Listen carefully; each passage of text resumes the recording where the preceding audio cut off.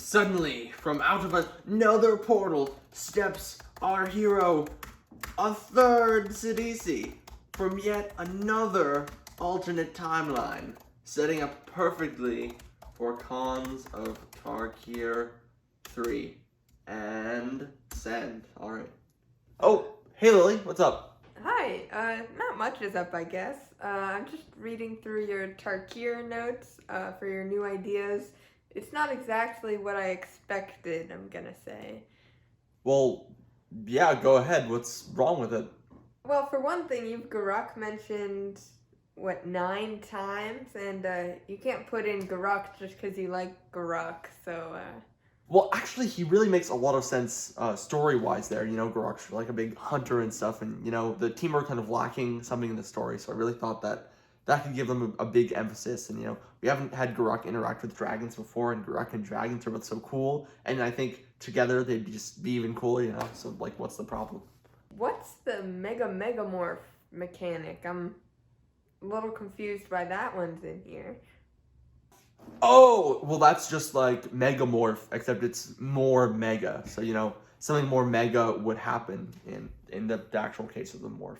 It's to represent how powerful the morph energy is now that Ugin is even more alive than he was before. This one just says Hamza is there? Who even is Hamza? What?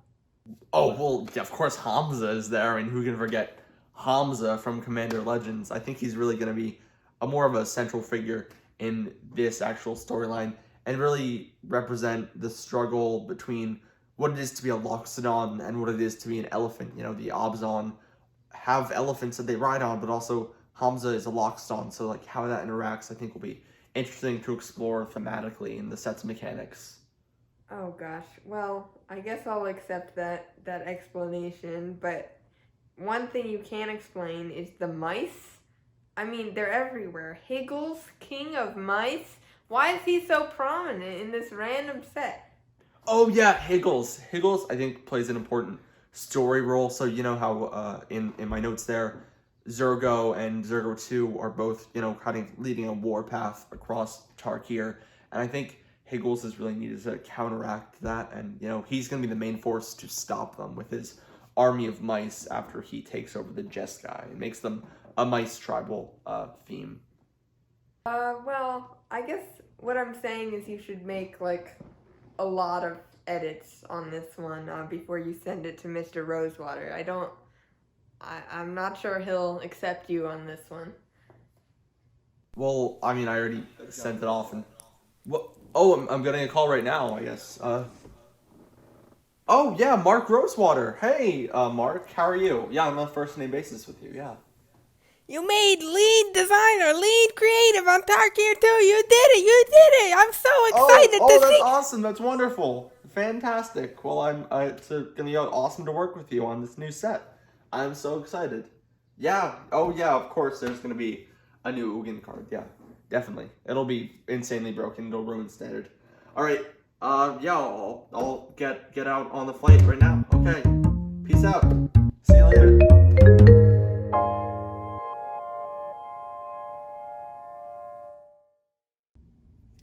Welcome on back to Fasciano Productions and Fasciano Deck Techs. I am your host, Bobby Fasciano, and today we got another great Commander Magic the Gathering deck lined up for you, and we're so excited that you enjoyed those first 2 videos, the 3rd video in the series, and without further ado, let's get right onto the Commander, which this time is Daghatar the Adamant, a legendary creature, human warrior, 4 mana, 0/0, oddly enough, with vigilance, but it does enter with those 4 counters, so already a indicator that this is a +1/+1 counter theme deck. Also going off the Abzan, of course, Daghatar is the Khan of the Abzan during the Fate Reforged timeline, and 3 mana there to move a counter around, either steal it from your opponents or move it from a creature you control to a different creature you control. May look like this is a mono-white commander, but don't forget that activated ability lets us cast any card in the Abzan colors, according to Commander Identity rules. And without further ado, let's get into some of those cards that buff Daghatar with his +1 counters, and also buff our other creatures, and give some more abilities than just +1/+1. So let's start off with some of those creatures that can buff our creatures with counters on them. +1/+1 counters are good in Magic, but in Commander, they're a little dwarfed by some other powerful things. So we really need some ways to buff the creatures that already have counters on them. And this is a prime example. Pride Malkin enters the battlefield with a +1/+1 counter, or put it on another creature. Usually going to give it to them, though. And this adorable kitten has each creature you control with a +1/+1 counter has trample. And continuing down the line, Abzan Battle Priest gives lifelink. Abzan Falconer is a great way to win. If you slam this, all of a sudden giving a bunch of your creatures flying and swinging for a load of damage. I've dealt 20-30 damage with this. And likewise, Sigarda's summons works amazingly with Daghatar because this actually changes his base power and toughness and makes all your guys flying angels when they have counters on them, which in this deck is mainly just going to buff them. That 4/4 really isn't that much of a downside. It's more of an upside in our deck here. Elite Scale Guard is next, and this is another one that can just win the game out of nowhere. See you attack with a massive team, just 4 or 5 really big guys. All of a sudden you get to tap down all of your opponent's things, and it is just absolutely crazy and can swing in for the win there. Einok Bondkin gives First Strike, and Marek Nightblade gives Death Touch, and these two work perfectly together. I remember having these in a Cons of Tarkir draft once. Now, you'll see from this deck and from some of my other decks that Cons of Tarkir is my favorite Magic set ever. I was into Magic before then, but after that set came out, it was my first kind of foray into Commander, and this is actually the evolution of my first ever Commander deck. So I'm pretty proud of this one, and seeing these cards all interact together really makes me very excited to play Magic, even with something as simple as +1/+1 counters. It makes me truly nostalgic, even though, oh gosh, 2014, that's almost 10 years ago in just a little bit. Well, that's scary to think about. Anyway, before we get too introspective, let's look at Horror Constrictor and Battlefront Khrushchev. This gives your guys all menace, and this is the opposite of that. Can't be blocked by more than one creature. So when you have both of these guys out, it actually makes all of your creatures with counters unblockable, because you can't block with just one and you can't block with 2. So it is a brutal combination there. And lastly, we got a classic Abzan card from the intro deck, Ivory Tusk Fortress, which acts as an untapper for all of your creatures and really helps out with some of the Outlast we have in this file and some others. And also, essentially, we know our commander has Vigilance, but gives the rest of your guys some sort of pseudo-vigilance, especially when they get counters and stuff, which allow them to tap for mana. There's a whole big mana ramp section coming up.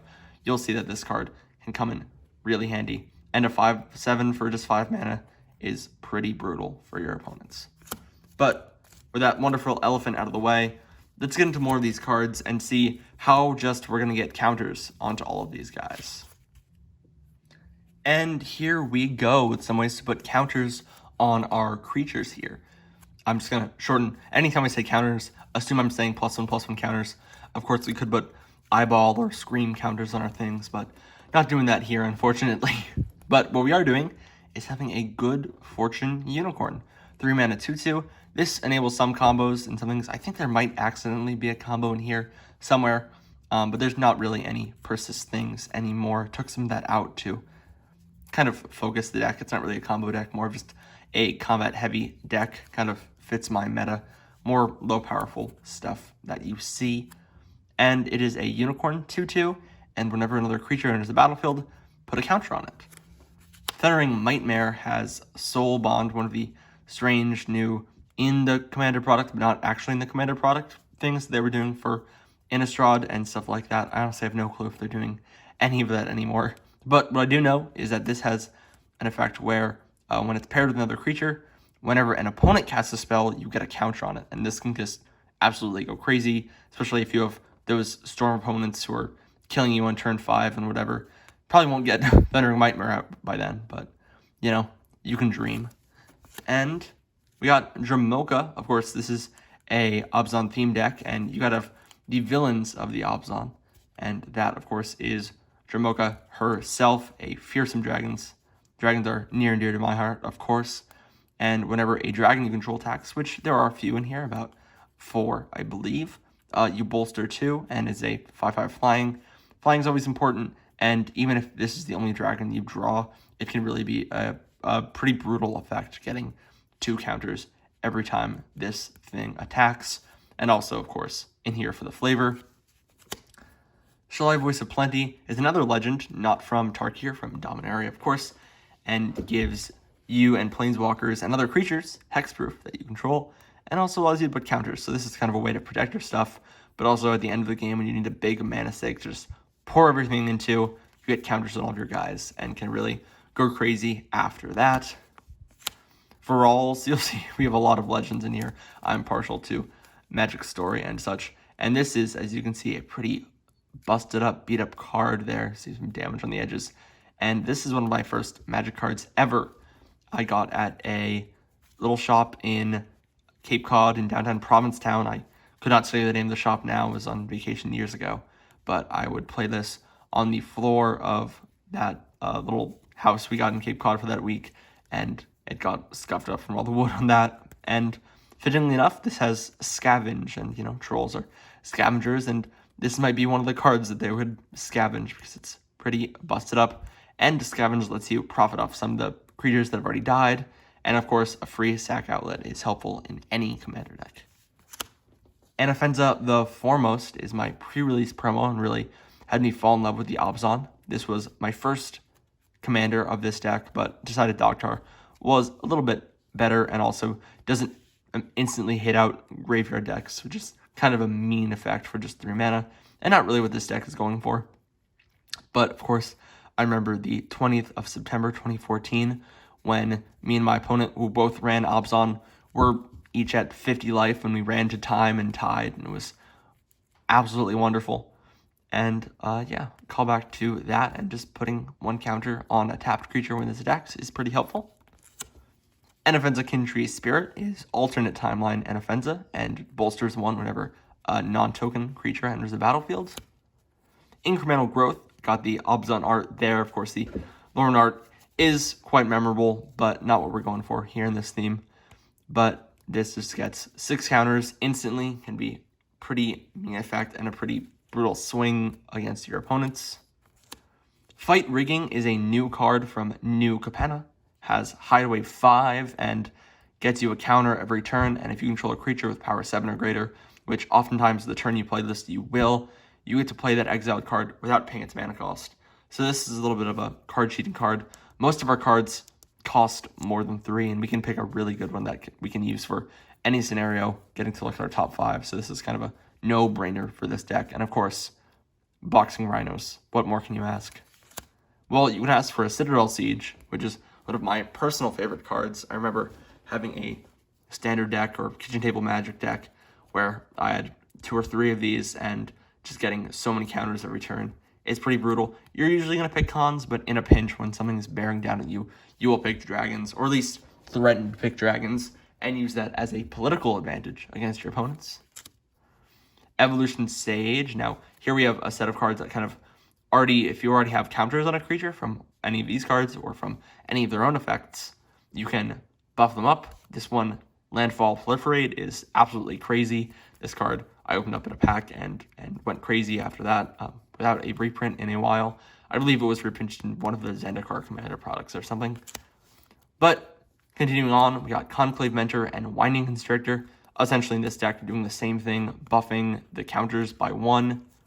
An interesting rules thing, I believe, now correct me if I get this wrong, but I believe the way the rules work is moving actually counts as taking 1 from 1 and putting it on another. And when you put it on another, it actually splits into 2 if you have either of these. So you move it and it actually increases by an additional 1. Now, that's still not a very powerful effect for 3 mana, but can help you give an edge when you need it, when you need to move all your creatures around and shuffle them around. This can be pretty good. And lastly, we got from one of my first decks also is a Golgari intro pack card, the Corpse Jack Menace. Weakness is not in the nature of the swarm. Very cool fungal guy right there. I think downshifted to uncommon a few sets later, but here's this foily version that I really love and brings me nostalgia, and really that's what this deck is about. But it's time to move on from these guys and onto some of our big, powerful creatures that can really pack a punch. Well, I just said these cards can pack a punch, and unfortunately we're starting with kind of a weak one, just a 1-mana 1/1, but when it dies you get counters on another thing. This is kind of a reprint of Sword of the Scale, which is, of course, fits the Abzan theme better, but, you know, just changing it from 1 green to 1 generic and moving any counters is pretty helpful, honestly. And look at this cute guy from Kamigawa. He's pretty neat. But yeah, these are kind of all cards that have counters on themselves, and let's go through that. We got another 1-mana 1, my other pre-release promo from that era. I believe I went on the 18th this time of January 2015. And this one is kind of I think the Kindry Spirit or something from Lorwyn it is a callback to. And this one is another Abzan card, as you can see, using a lot of that hybrid mana in Fate Reforged. And yeah, this is very shiny and can be upgraded as the course of the game goes on. And when you're paying 6 mana to put 5 counters on a guy, all of a sudden it can kind of get out of hand, especially when you've all of your buffs and stuff over there. Nixilis Unshackled. Now, I'm quite a fan of Bob Nixilis myself, and, you know, sharing a name, Bobby, and not really a name at all, but, you know, friends joke. And this is a 4/4 Flying Trample. Hates on players searching their library. Of course, that's opponents, so it doesn't affect our ramp here. And whenever another creature dies, I get a counter on it, which can be pretty brutal. And of course, stopping players from searching their decks is absolutely amazing. It can stop Evolving Wilds and such, and is pretty neat. And During Scale Lord is next, actually another one of the ones that you can kind of move around and manipulate things with, because whenever one or more counters are placed in another creature, you get a counter on Enduring Scale Lord, another huge dragon. The turn you can play it, can easily get out of hand, and next turn, if you want to tap with it, be a 10/10 or 12/12 or something, and hit someone in the air and absolutely decimate them. This kind of helps our more go-wide strategy with Champion of Lamholt. Of course, a Commander classic. Creatures with power less than Champion of Lamholt's power can't block creatures you control, which is absolutely ridiculous. Another way to make them unblockable. And of course, gets counters whenever another creature enters, which is great in a Innistrad classic. And then finally, we got 2 more creatures, a dragon and a Forgotten Ancient. And these kind of both say whenever, this is a player, this is opponent, but whenever people cast spells, these 2 are going to get counters and get really big and beefy, and of course be buffed by the other guys, and kind of create a synergy land pile here. And, you know, we have all these guys. Now, our opponents are going to have something too, and we got to figure out a way to remove them. So let's move on to the removal, and then do some card draw, and then ramp, and then finish up this wonderful deck. All right, as I said, we got our removal section next. And first off, we got a new Modern Horizons 2 card, Smell Fear. This is a sorcery with Proliferate. Gets us more counters. Can usually get 4 or 5 with just 2 mana is pretty good. And then it also allows us to kill something. But do we want to fight at sorcery speed? Nah, we want to fight at instant speed with the classic Dramoka's Command. Usually not ping those first 2 abilities, but those second 2 get a counter and fight something at instant speed in the middle of combat. Can be absolutely brutal for our opponents, and another classic of the Kitchen Table Magic deck, and also the Friday Night Magic deck of my youth there. Putrefy is next, probably from the same pack as Rawls, if I think about it. But Destroy Starred Artifact Creature, one of the classics, probably a little outclassed now, but probably in need of an update, but, you know, in here for now. Assassin's Trophy, of course, is a card it could have been updated for, but destroys target permanent and opponent controls and gets them a land. Of course, Esperia's not looking too healthy on that card being turned into a land there by Vraska. And yeah, will turn your opponent's best thing into a land itself. I think I've actually targeted an Asperia with this, though in a different deck with my pre-release promo of Assassin's Trophy. Retribution of the Ancients is a 1-mana enchantment. Now this absolutely overperforms every time I've played it. Really an underplayed commander card, if I do say so myself, in counters decks. Of course, don't turn to be black, but I think the reason this deck has stayed Abzan is because of this card mainly, and I guess a lot of the other Abzan cards really help out with the counter synergy, and this is one of those. Just gives any creature -X for each counter you remove. Is absolutely brutal. Can deal with indestructible creatures, can deal with small creatures, can deal with utility creatures. Really anything in the world this thing can target, and is absolutely wonderful at that. And repeatable removal for just, black mana and some counters, which you can generate like nothing in this deck, is absolutely brutal. Another card that removes counters and destroys thing from the new Innistrad set is this 1/2 Hopeful Initiate, which says 3 mana, remove 2 counters. You can destroy target artifact or enchantment. Another wonderful card. On board, these two kind of act as threat pieces and political pieces, and prevent people from playing what they want to play because they're scared that I'll just blow it up, which is pretty convenient. Hidden Dragonslayer is another, hidden card that can stay on the board and threaten people. This is the only morph card in the deck, Megamorph actually, that can scare people away from playing creatures if they know your deck and they know that morph you have will kill their guys. But, just a small little effect just with 4 or greater. And yeah, acts as a little tribute to the morph mechanic. Not one of my favorites as its use in these sets, but pretty nifty nonetheless. And that cheesy name, Megamorph, gets me every time. Constable of the Realm is up next, and this is another brutal one from Modern Horizons 2. You can easily exile 3 or 4 creatures with this card, just moving things with Daghatar, putting counters on this. It's just absolutely brutal, and just moving them back and forth and back and forth and back and forth can get so many on Constable of the Realm and exile tons of non-land permanents. Of course, when this dies, you're going to be very sad, but hopefully that won't happen too much. But yeah, with Daghatar, that synergy is just great, and yeah, it can be really pretty brutal. Also, in a pinch, it can save your guys. If there's, say, a board wipe, you could, at instant speed, move a counter onto this with Daghatar, exile another creature, and then when the board wipe happens, this dies, and you get that creature back. Speaking of board wipes, we have 2 here. We have Srulf Realm Eater, which is a whole load of text that I'll allow you to read on yourself, because I know if I read, I'm going to get some words wrong. But that lovely art by, I'm not going to say the name right, I'm so sorry, Dibujante Nocturno, Srulf Realm Eater with that gorgeous, gorgeous frame from Kaldheim.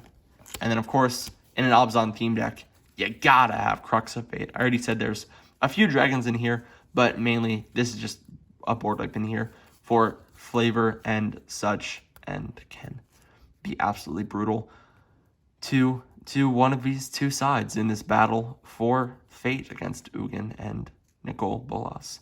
But that out of the way, let's get to some card draw. We got tons of card draw, ramp, and rule in this deck. I've been working on this deck for the longest out of any of my commander decks, so the numbers are kind of all in the right spots, but let's move on. Alrighty, let's start off strong here with the card draw with another removal spell. Abzan Charm allows us to choose one of these 3 modes, either get 2 counters, draw 2 and lose 2, or exile target creature, which all of these modes can be helpful, especially at instant speed and just for 3 mana. You can hold this up until the end of someone else's turn, bluff that you can move around a counter, and then instead play this. Armorcraft Judge can easily draw 4 or 5 cards for each creature you control, be absolutely brutal with this triggered ability when it enters. Ambrose, Scene of Shadow. Now, this is a double-sided card, but I put it on this side, keep it on this side, because mainly we're going to cast it for this Ambrose side.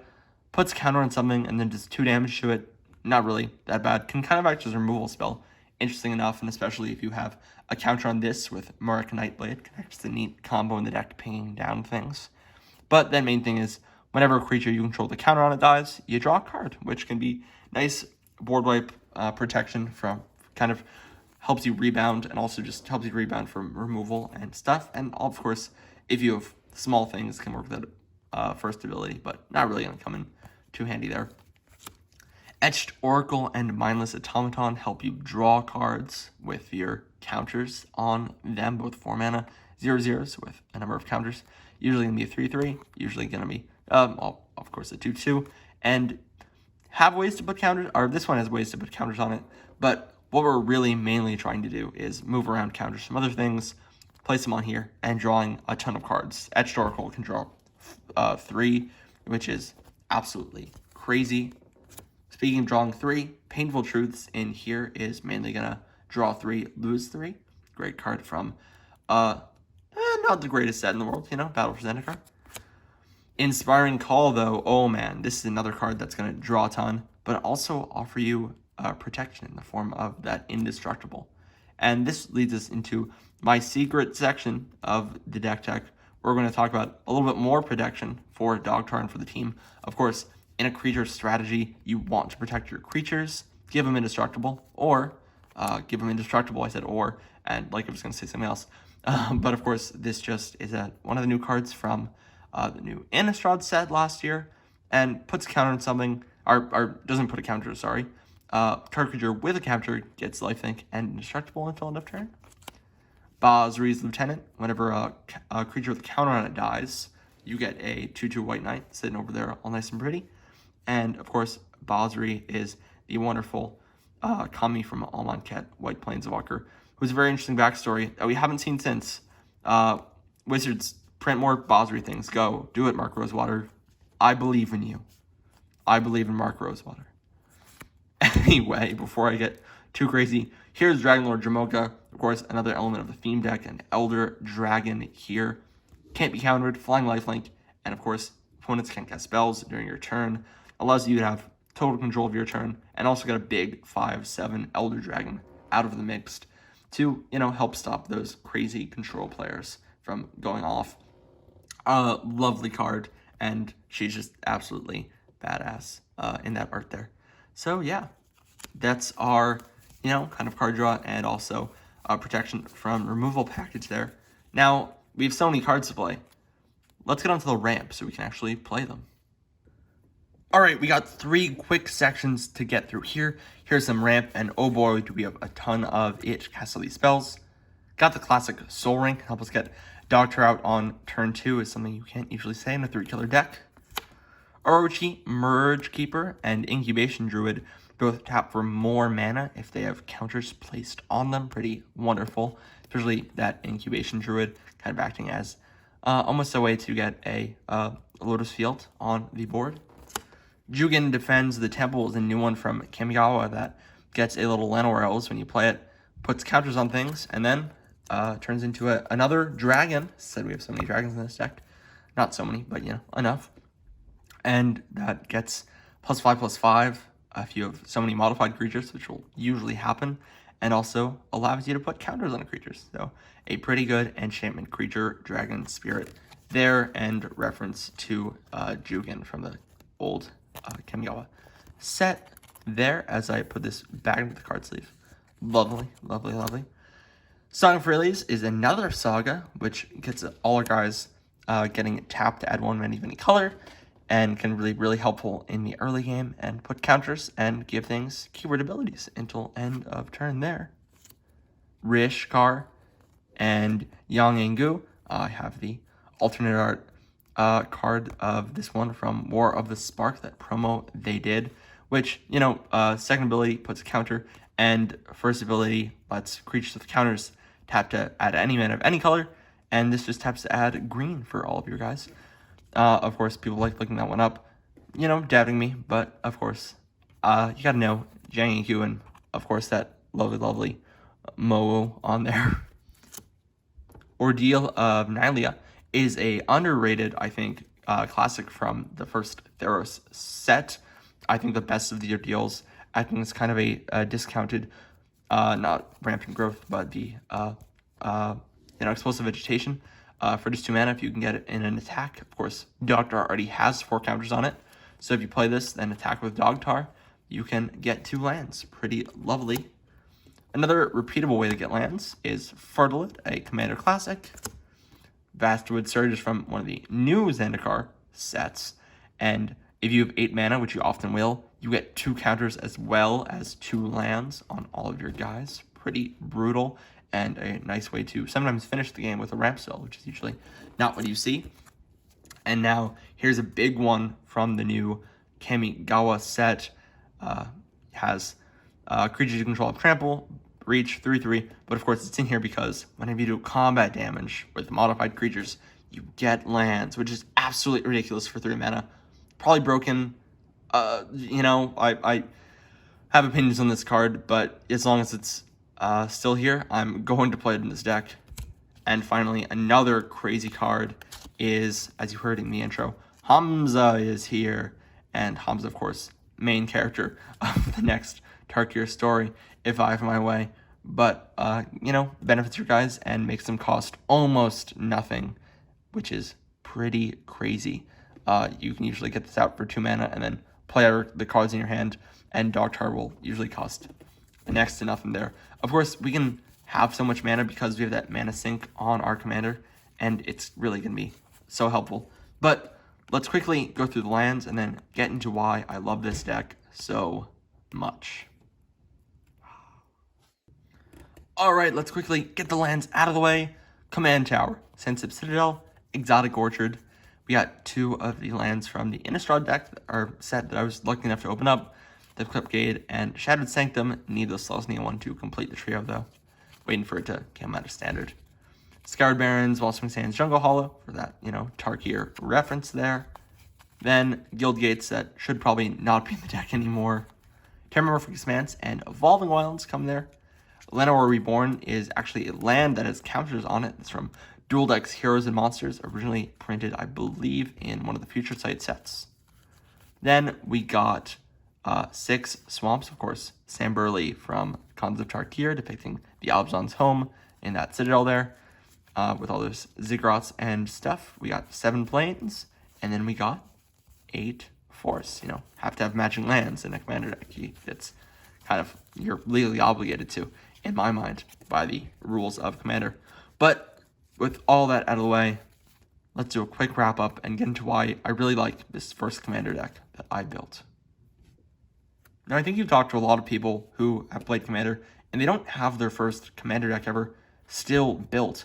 And, I'm kind of an exception for this rule because I really fell in love with Daghatar and the Abzan during our time in Tarkir, and I really hope we go back someday. I know we got a lot of references in the Commander Legends sets and in Modern Horizons, but we really need a return to Tarkir, and I'm very sincere about that. I'm sure I'll have a video explaining a real pitch in the future.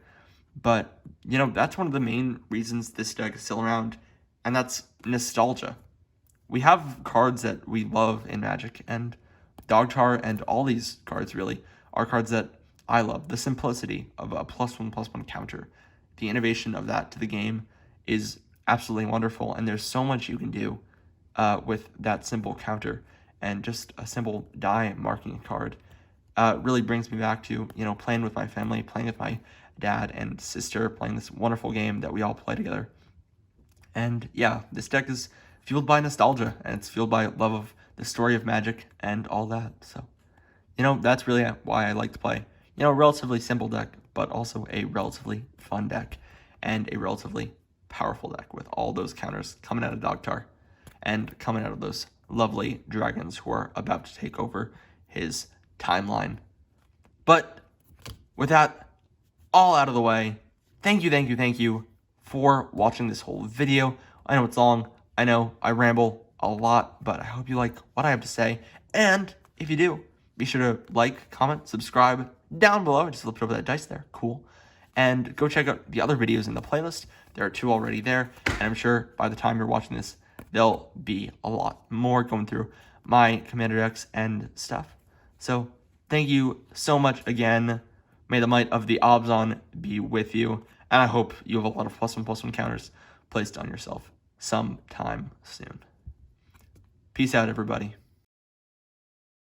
Oh, Hamza, you will fall now. No, I will kill you. Pew, pew, pew, pew. Pew, oh no. I win. I'll see you soon.